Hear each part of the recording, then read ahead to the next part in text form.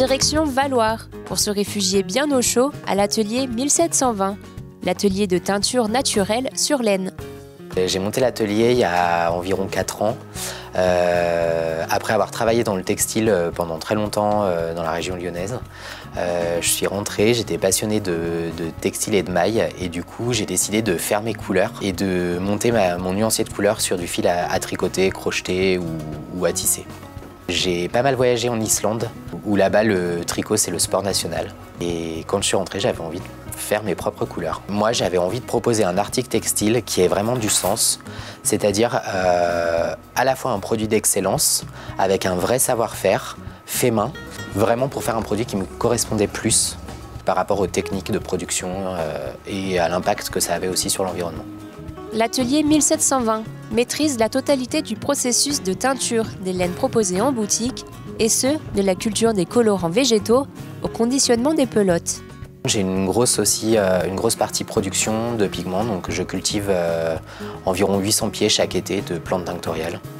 Généralement des fleurs, du cosmos, de l'œillet d'Inde, du coréopsis. Alors j'ai 2 grands jardins à Valloire où je mets un mix de fleurs. C'est-à-dire qu'à chaque fois, dans tous les jardins, il y a toutes les fleurs. Je ne fais pas un jardin de cosmos et un autre jardin d'œillet d'Inde, je mélange.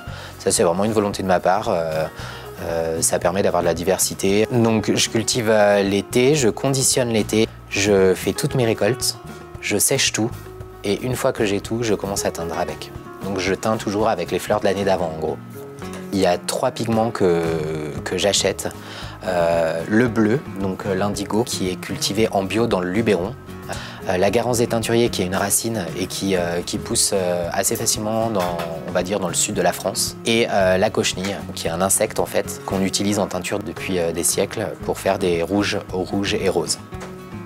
Après la préparation des pigments, vient la partie teinture. Elle se déroule en 3 étapes. Les fils de laine réceptionnés vont être dégraissés et séchés une première fois. Ils vont ensuite passer dans un bain de mordançage à base de pierre d'Alain. Ce deuxième bain est essentiel car il permettra au pigment de mieux se fixer sur la laine, qui sera ensuite rincée et séchée une deuxième fois. Une fois ces étapes réalisées, la partie teinture peut commencer. Alors, première étape de la teinture, on va commencer par hydrater les fleurs et préparer la décoction qui va nous permettre ensuite d'avoir le bain de teinture. Donc ça, c'est la laine qu'on teindra. Voilà, et on va rajouter de l'eau. Donc là, c'est un bain qui a été préparé déjà hier. Les fleurs ont trempé et là, je vais les faire bouillir pour faire l'extraction des couleurs. Donc on va monter doucement en température. Et après, on va faire bouillir à petit bouillon pendant une petite heure environ, avant de filtrer. À plus on fait bouillir, à plus on extrait du pigment. Les fils de laine sont ensuite humidifiés et essorés, avant d'être plongés dans la teinture. Exactement, pour pas que entre le premier et le dernier, il y ait une différence de couleur. Je les prends tous en même temps et je les plonge dans le bain.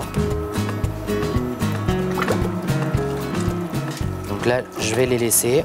La température, elle va monter doucement jusqu'à ébullition. Et après, on continue de faire bouillir la laine pendant, pareil, 1 heure. Après teinture, voilà. Les écheveaux sont teints. La dernière étape, avant de les faire sécher, ça va être de les rincer. Donc ça, c'est la couleur que je voulais obtenir, un orange cuivré. Donc en fait, pour bien rincer mon fil, je vais le tremper successivement dans les 5 seaux, de manière à ce qu'il n'y ait plus du tout ni de lessive, ni de surplus de pigment. Le but à la fin étant que tous les écheveaux aient une couleur identique, pour que quand une personne va tricoter et faire son pull, il y ait un aplat de couleurs et qu'il n'y ait pas de différence de couleur entre les écheveaux. Donc pour avoir cette couleur, j'ai utilisé Cosmos sulfureus. C'est un cosmos que je cultive à Valloire et qui fait une couleur assez intense selon le poids de fibres qu'on met. Et voilà, on peut avoir des nuances très saturées. Et qui plus est, qui sont super bons quand elles bougent. Vient ensuite l'étape du séchage, qui se passe à l'étage pendant une durée de 3 jours.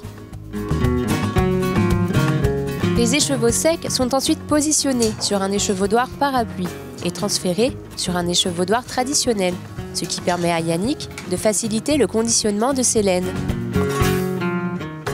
Pourquoi atelier 1720? Parce que quand j'ai monté mon atelier, j'étais installé sur les hauteurs de Valloire, dans un hameau qui s'appelle Geneuil et qui était à 1720 mètres d'altitude. Donc du coup, je voulais un nom qui fasse atelier de confection et je trouvais ça sympa, c'était un petit clin d'œil au hameau de Geneuil. Yannick valorise également ses fils au travers de produits finis réalisés à la main par ses soins, à l'aide d'aiguilles ou d'un métier à tricoter. Les écharpes, étoles et plaids sont confectionnés en tissage. Ils sont réalisés en collaboration avec un tisseur originaire du Doubs. L'atelier 1720 vous attend nombreux dans sa jolie boutique rue de la Houille Blanche pour vous faire partager sa passion de la belle matière.